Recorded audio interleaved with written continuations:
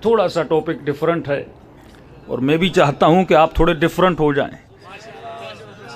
میں نے بھی کوئی 11-12 سال اسی اسٹائل میں مجلسیں پڑھی ہیں، لیکن سوال یہ ہے کہ ہم ابھی کہاں پہ کھڑے ہیں.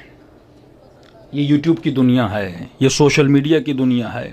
مجھے تعجب ہوتا ہے کہ وہ انڈیا جہاں پہ 300 ملین یا 3 ملین خداؤں کو پوجنے والے لوگ ہیں، عبادت کرنے والے لوگ ہیں، ان کے یہاں سے اگر کوئی اسپریچولیٹی سکھاتا ہے، روحانیت سکھاتا ہے، یوٹیوب پر آپ اس کے سبسکرائبر دیکھیں گے، مور دین 3 ملین سبسکرائبرز ہیں اس کے.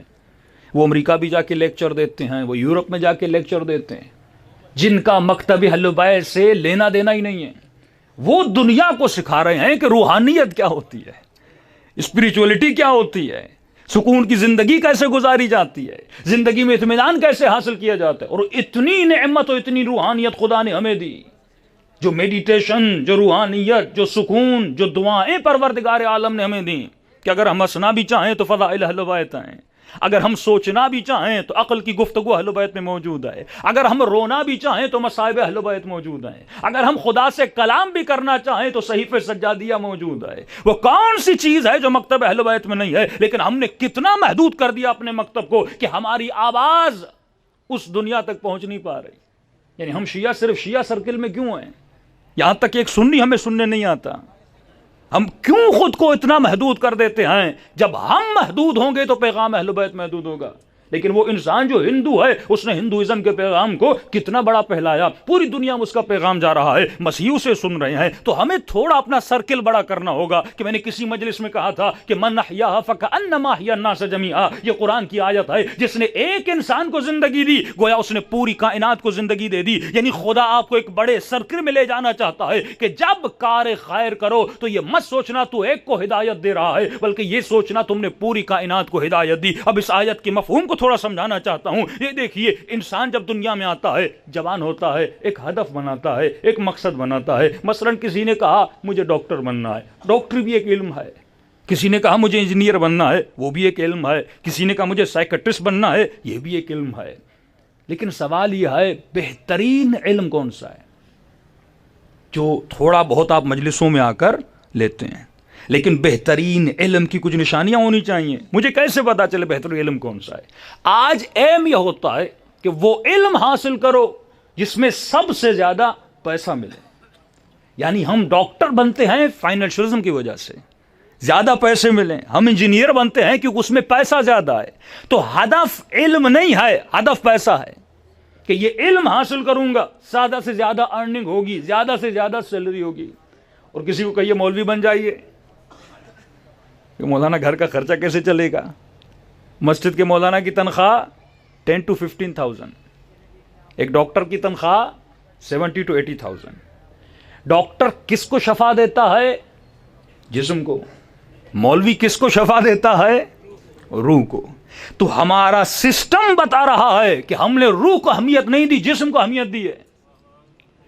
ہمارے رولز اینڈ ریگولیشن بتا رہے ہیں کہ ہمارے یہاں فائنینشلزم زیادہ اہم رکھتا ہے، اہمیت رکھتا ہے بنسبت جسم کے. کیونکہ جہاں پیسہ زیادہ ہے ہم اس فیلڈ میں جاتے ہیں، جہاں مال زیادہ ہے. اچھا ہدف بناتے ہیں نا. اہداف، فائدہ ایک ہوتا ہے لمیٹڈ، ایک ہوتا ہے ان لمیٹڈ. خدا جب بھی بات کرتا ہے ان لمیٹڈ کی، خالدین فیہا، جہنم میں بھی ڈالوں گا تو ابدی جہنم، جنت میں ڈالوں گا ابدی. کسی سے پوچھا جائے کہ جنت کی زندگی کتنی ہے، نہ اہل بیت نے لمٹ بتائی ہے، نہ کسی نبی نے لمٹ بتائی ہے. ان لمیٹڈ ہے. دنیا لمیٹڈ، آخرت ان لمیٹڈ ہے. جب وہ اجر دیتا ہے تو یہ مثالیں بیان کرنے کے لیے ہیں کہ فرمایا اگر تم ایک سبحان اللہ کہو گے تو 100 درخت لگ جائیں گے، پھر ایک سبحان اللہ کہو گے 1000 درخت لگ جائیں گے. یعنی خدا ان لمیٹڈ چیزوں کی طرف آپ کو لے جانا چاہتا ہے. اب انسان کو ہدف بھی وہ بنانا چاہیے جو آپ کو ان لمیٹڈ فائدہ دے. ایک بزنس وہ ہے جو آپ کو لمیٹڈ فائدہ دیتا ہے. اگر میں نے یہ بزنس کیا مجھے منتھلی 1 لاکھ فائدہ ہوگا. لیکن ایک بزنس وہ ہے جس کا نفع کیا ہے؟ ان لمیٹڈ ہے. مثال کے طور پہ آپ ڈاکٹر بن گئے، یہ ضرورت کا علم ہے، ہونا چاہیے.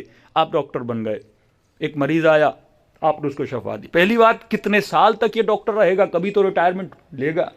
70 سال. کتنے سال آپ نے پڑھا؟ 11-12 سال اسپیشلائزیشن کے شامل کر کے میکسیمم 15 ایئرز لیجیے یا 10 ایئرز لیجیے. 10 سے 15 سال آپ نے علم حاصل کیا، اس کے بعد آپ لوگوں کو ٹھیک کرنے لگے.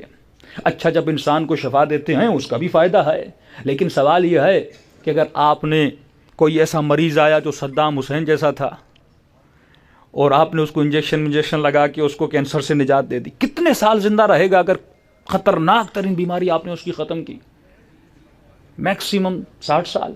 میں ہائی لمٹ لگاتا ہوں 100 ایئرز وہ زندہ رہے گا. اس ڈاکٹر نے اس کو کینسر سے شفا دی. کتنے سال؟ 100 ایئرز. سوال یہ ہے کہ جس کو جو اگر کوئی ایسا مریض ہے، صدام حسین جیسا مریض ہو، ہٹلر جیسا مریض ہو، آپ نے اس کو شفا تو دے دی، کیا کوئی گارنٹی لے سکتا ہے کہ آپ کے شفا دینے کے بعد وہ کوئی قتل نہیں کرے گا؟ وہ کسی کو مارے گا نہیں، وہ چوری نہیں کرے گا؟ اس علم میں کوئی گارنٹی نہیں ہے، کیونکہ آپ نے پیسہ لیا، اس کے جسم کو شفا دی اس دن کو دیکھتے ہوئے. لیکن یہ بھی گارنٹی ہم نہیں دے سکتے کہ جس کو میں نے بچایا ہے وہ آگے جا کے بنے گا کیا، وہ آگے جا کے کرے گا کیا.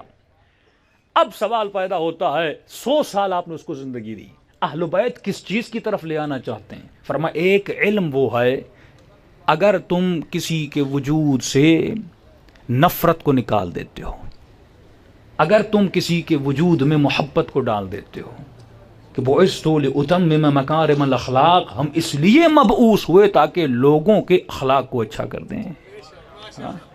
میں نے کسی کی شوگر ختم کر دی، میں نے کسی کا کینسر ختم کر دیا، لیکن وہ گھر جاتا ہے بیوی کے لیے تو وبال جان ہے کیونکہ اس کا اخلاق اچھا نہیں ہے. میں نے اس کے بیٹے کا بخار تو ختم کر دیا لیکن اس کے ادب اور اخلاق کو نہیں بنایا.